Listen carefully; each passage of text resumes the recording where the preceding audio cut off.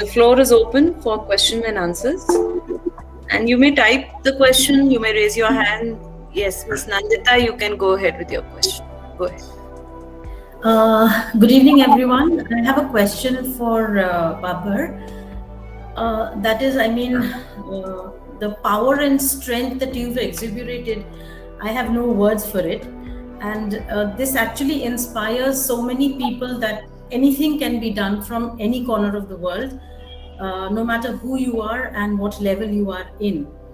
I don't know if it's a question, but what are your plans on, like if you could move from probably place to place or school to school and share your mission so that it could probably inspire the children or the youth to perhaps contribute in a more concrete way to society, so that they are also focused and they also know that there's much more to do in life than what they are actually doing right now. So what are your plans on that? Yes, madam, this is a very good question. And during my speech, I also mentioned you that I am also keep visiting in different places across the country. I also visited many countries in abroad. But if I can speak for my country's perspective, you see the younger generation, even in the big institutions and very big students from the big institution, they are also keep writing me throughout email or whenever I was able to meet with them. So they also wants to inspire, and it is not only coming from my side, who can talk together like the teachers, like you or the parents, if you can inspire them to put their passion beside their own education, then only it's possible. So I have visited hundreds of institutions across the country, and whenever I share my own journey with them, and I got good response also, even from the urban and the metropolitan cities students as well. So they have also the lots of passion. They also want lead life in different way, especially with their positive thinking.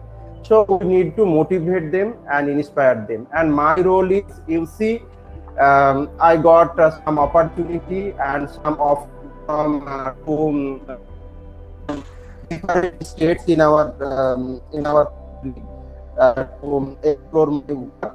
And not only that, the younger generation and students, they also want to associate with this venture.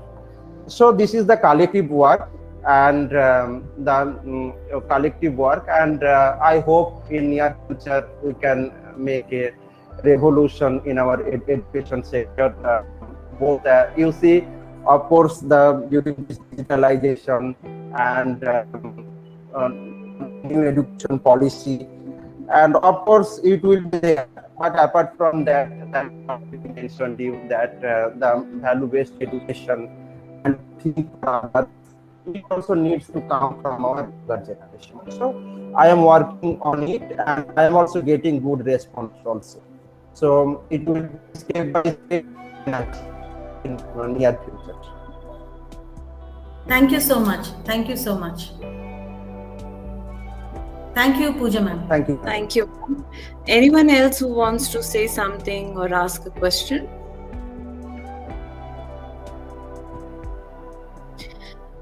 Is Swamiji there? I actually had a question for Swamiji also. Please go ahead, Pooja ma'am, please. Yeah, that's what Swami. I hope Swamiji is there. He's there. Yes, we're here. Yeah, great.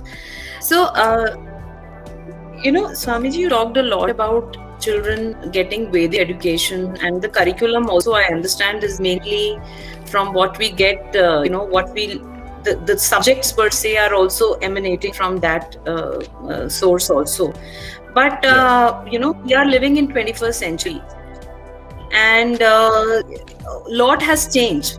And also what I feel is that while whatever knowledge Vedas are giving us is perennial, we also need to be aware of the circumstances in which, this child would be operating. So I am wondering that when a child passes out from a school of this kind, what is his or her level of preparedness? And when I ask this, I also need to understand that, are you secular?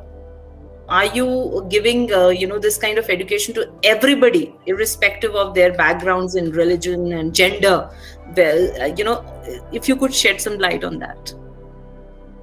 Yes. See, as the basic thing is that everyone's going to, as we said, come out with that cultural aspect. So they will know how to function as an individual, as a person. Because we have to remember is in the present, like you said, the 21st century, things have changed a lot. But the things that haven't changed are the reason that you work is to take care of your life.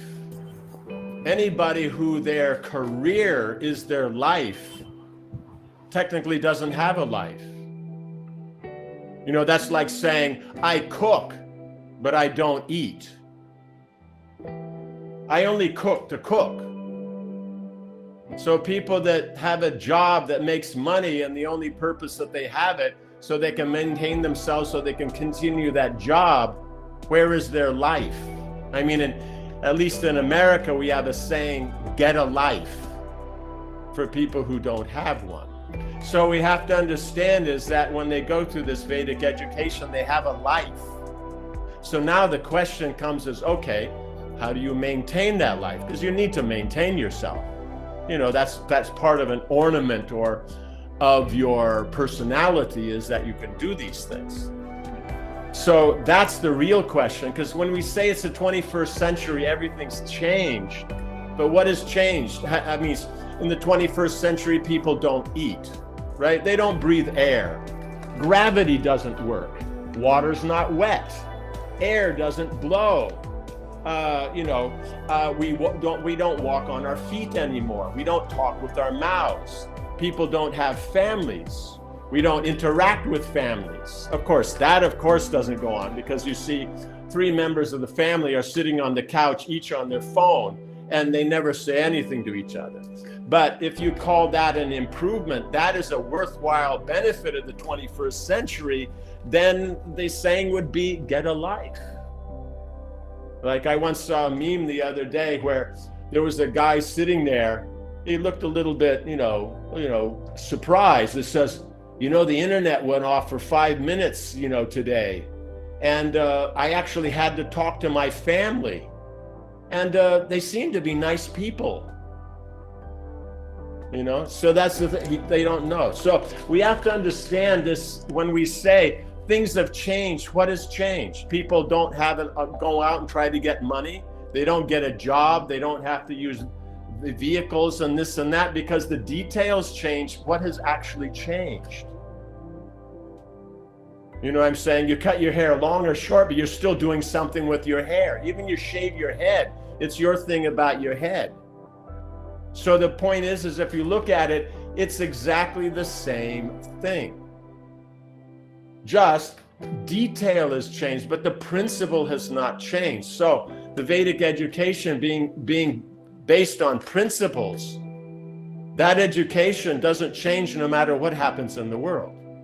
It's just like this. If you can move around in Calcutta, have no one cheat you and no one steal your stuff, you can go to any big city of the world and no one will cheat you and no one will steal your stuff.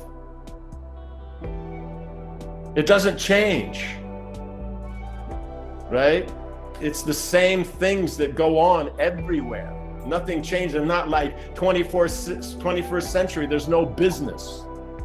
21st century, there's no governments. 21st century, there's no schools and teachers. It's just the same thing. We have to remember is that the basic fundaments of human life don't change. The dogs do exactly the same thing they did 1,000 years ago, 2,000 years ago. You read about the dogs in the Iliad and the Odyssey or in Beowulf, they're doing the same thing. So material nature is exactly the same. You might have noticed during the COVID, when there's lockdown, that the nature around actually improved itself. The air got better, the trees got greener, the animals all came out. We say it's all changed, but it's no, nature is exactly the same. So that has to be appreciated, that having that, then they have a solid basis in life. Now you could ask the question, how do they maintain themselves? So now that one is they either, you can see is that many children, they grow up, they continue into school, they just take on and try to do like that. Others come out, the skills that they've learned, they use that wherever they go back to, because we have an international community. They go back to their own place, use the skills they've learned in the school, and they carry on like that. Those who want to go for a more the Western, academics and all that, then they'll generally do populars to do a GED and then go on to some college or university that they went. Like that, we have a few students that are PhDs or MAs. They do stuff like that. One teaches in London at the university there. So they just do what they like, because if you know how to study, you know how to work, why won't you be successful? A businessman, he's hiring. When it comes down to it, it doesn't matter what their degrees are. He looks at who has potential, who will work, who actually walks in and behaves themselves, who walks in and closes the door behind him. That's where they make the decision. These other things are just things so they can cut down on how many people walk in the door. So I haven't heard of one of our students who hasn't made it somewhere in some way like that. And yes, it's from everywhere. We have students from, I think, over 31 different countries. So, and they're all ages from 5 up into their 20s. So it means anybody can come from any background. It doesn't matter like that, so like that, it's we have all those. The girls' school, we're running that, not on a big scale now, we're running on the small scale, because the other girls that were there, they grew up, they went, and so we just are starting to run again. But it's the same education, just that girls, they tend to focus more than the boys. So in a day, they like to do more subjects for a shorter time because they can focus. While the boys, they need a longer class time to get them to focus. Like that. Girls need more time off, because doing things and being with the family, the variety of it, then it refreshes their brain, so they come back, they work very hard. Boys, if they're not there day in, day out, doing the same thing, they don't catch what's going on. So like that, you have to make adjustments for them. Little kids have their program. When they get bigger, they have another program. So you have that variety. And so, but the point is they'll make it. It's not a problem. This idea is that, but if you don't have the particular Western degree in this way, how many people have those degrees? I remember one time I was in Assam and I got into a rickshaw, those the 3-wheeled, the putt-putt things there. And the guy talked perfect English. And I asked him, what does he do? He said in Guwahati, they have a law that only those with bachelor degrees can be a rickshawala, because there's so many guys with bachelor degrees that there's no jobs. So therefore, to be a rickshawala, you have to have a bachelor's degree. So we have to understand is that also modern education is a business. So that's the unique thing of this group that's here. It's not a business, but these other schools, they're businesses. I remember someone telling me that in Australia, that you can only join the term in September at the beginning of the year. But then I saw on the side of one bus an advertisement, if you're Asian, you can get in the middle of the year. Why? Because they bring foreign currency. So it's all business. Corporations are taking over. They're cutting out those subjects that don't work in the corporate world. Like they don't have any more, learning Latin or ancient Greek literature. You can't get bachelor's degrees in these anymore because they don't work in the corporate world. So we have to remember, yes, things are changing, but it doesn't necessarily mean for the better. You know, without the culture, then what's the point? Even you have a PhD, what's the divorce rate in around the world? About 75%. So that means they know their point, they have their job, they have their money, but there's no place or anyone to go home to. So did they actually learn anything? Are they actually advanced? Or is it the person who they can function, they can have a family, they can function in that environment. So when they come back from work, they have a place to come home to. They have a family, they have children, it moves on. You rightly said, Swamiji, that education is a multi-million-dollar industry. Yes. And one interesting feature which you advocated was that every student, when he reaches a particular level of seniority, teaches 10 more students. Yes. And I was just conversing with somebody who is doing his engineering from Canada, and he said that we are 400 in one class. And I asked him that, you know, you are an Indian and you've paid so much to get into a college in Canada, and 400 in one class, do you ever get to speak to your professor? He said no, only the front benchers study, rest everyone is like a passive listener. So I was, like you correctly said, that, you know, we've kind of forgotten the essence of education as to why it began in the first place in our social setups. Yes. And where it has reached today. And the ones we call successful, how successful are they in actuality? Is it holistic? And all of those things, there are thousands of questions which we can deliberate on. But Yes. I'll let others talk. Nandita, you can have your question. Actually, I was going to say the same thing. So, like, as Pooja ma'am rightly said, you know, today we've lost the very essence of education.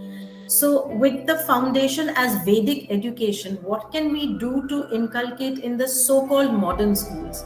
I think Vedic education is something which is the baseline. So, why is it not there today, or how could we bring it back to, as I said, you know, to these schools which are actually based on nothing but business? Yes. Well, one of the, you could say, major aspects about the Vedic education is that you're dealing with descending knowledge or deductive knowledge, while in the modern institutes they deal with inductive knowledge or ascending knowledge. So basically it's all based on what you perceive with the senses, and from that then, you know, science and arts and that all come up, which are very important and valuable in society. But the problem is that it's not necessarily that people become very cultured. There must be some kind of moralistic knowledge if you want to raise consciousness that people can cooperate together. Otherwise, if you only have the science and arts, that kind of civilization, it's not necessary to cooperate. Hence, we have United Nations that's dealing with 100 and 200 countries, and generally 150 wars at any one time is going on constantly, because people only see their own aspect. The morality aspect is less. But then even in the morality aspect, you have to understand that there's eternal principles that are going on. So the Vedas talk about these eternal principles.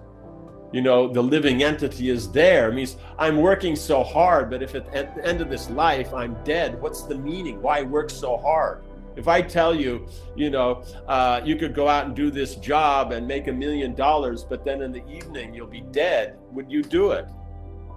You'd probably check out your bucket list and decide, no, I'd rather go, you know, climb Mount Fuji or something, you know, or go parachute out of an airplane or something.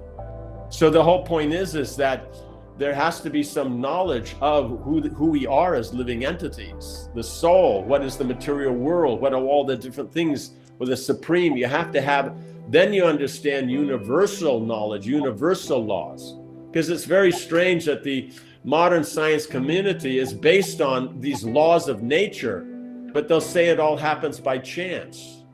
But the thing is when they take their calculations, you know, in nuclear physics and that back to the beginning, when they say, you know, the Big Bang or whenever it blew up or anything like that, the point is they're applying the laws that are there today. But if everything happened by chance, how can they say those laws are working then?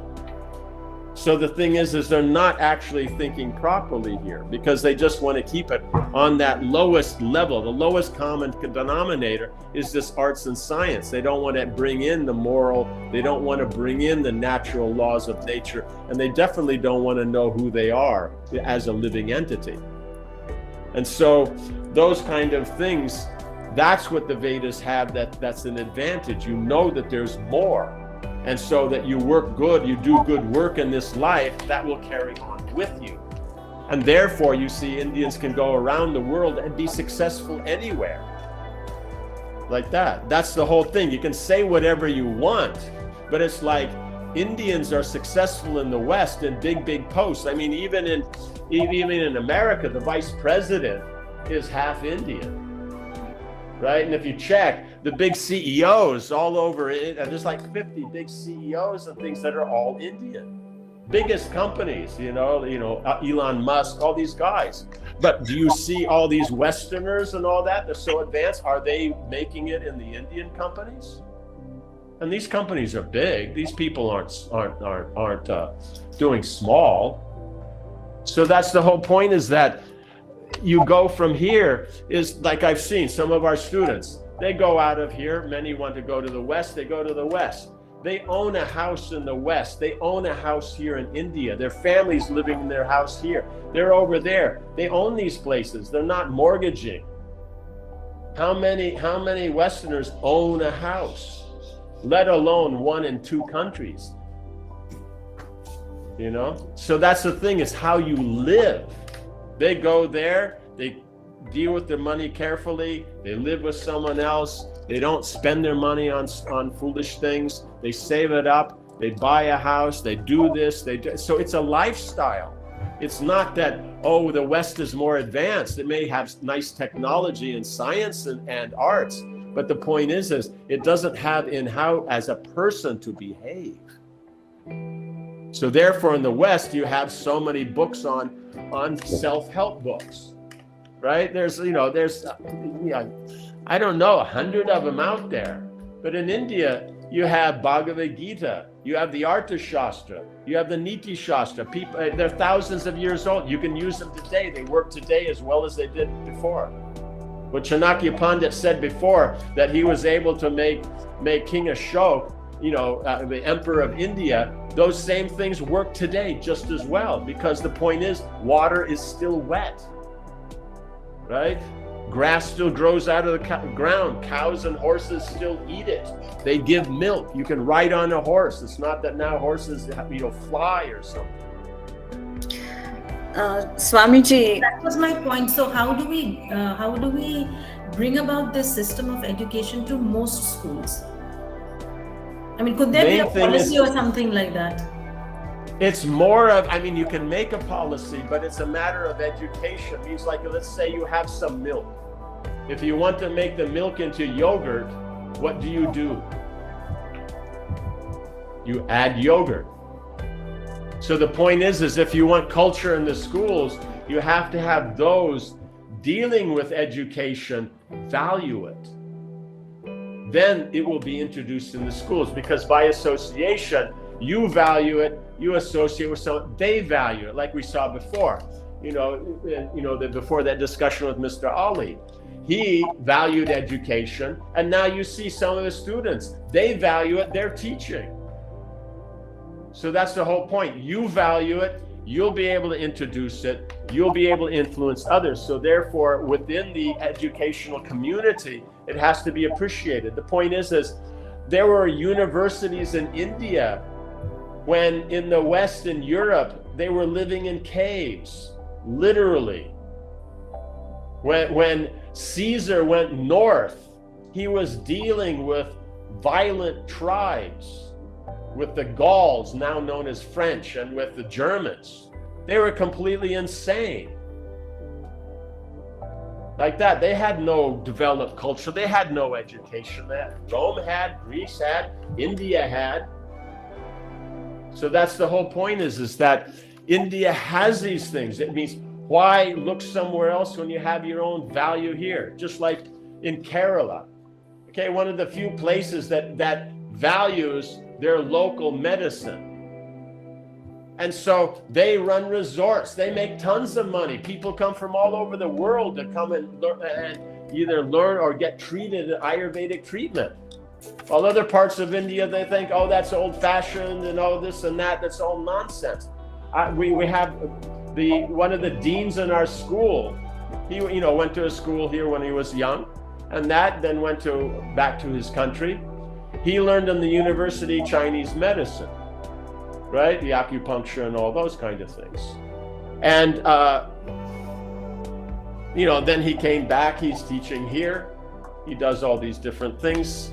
So the point is that I remember talking to a Chinese doctor in Australia, and he was telling me 2,500 years ago, the Chinese medicine stopped using the Sanskrit mantras because that he was saying Chinese medicine is Ayurveda. But 2,500 years ago, they stopped using the mantras and that, and therefore then it just became known as Chinese medicine.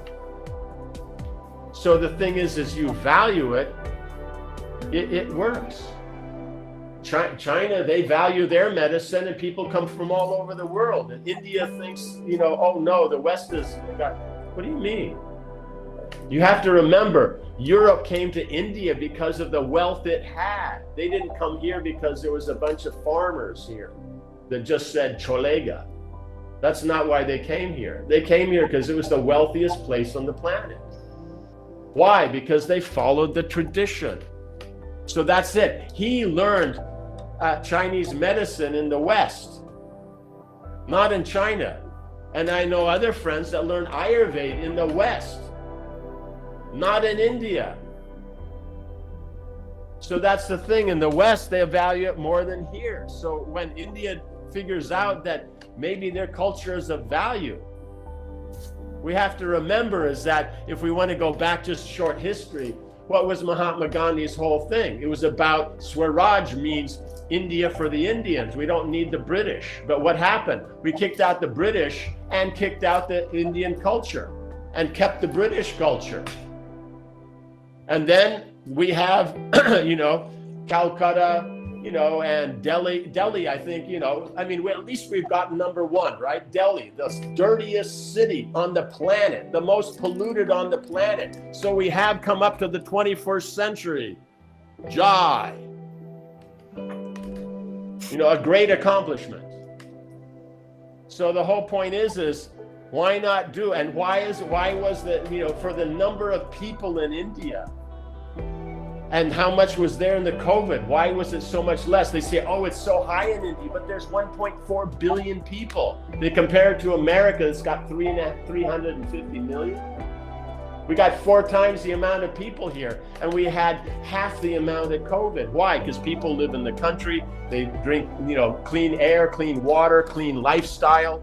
They take bath every day. They don't do that in the West. They don't necessarily take a bath every day. So the point is they have a lifestyle that is useful. So the point is if the Indians themselves value it, then you can introduce it. That's all it takes, are people that are interested. But if they're not interested, they don't want to, they'll just, oh, that's old, that's archaic. We want to do something the newest, the latest, the greatest. But whatever you do, by the time you get it established, the latest and the greatest is something else. That's the whole thing. Because it's like this. I have an educational system. I apply it. It applies for, let's say, 40% of the children. It works really well. 60% it doesn't work so well. Someone will observe that and go, it's not working for these 60, so it's a bad system. They work out something, and then they throw out that old system, and now it works for 40% of those 60% that it didn't work before.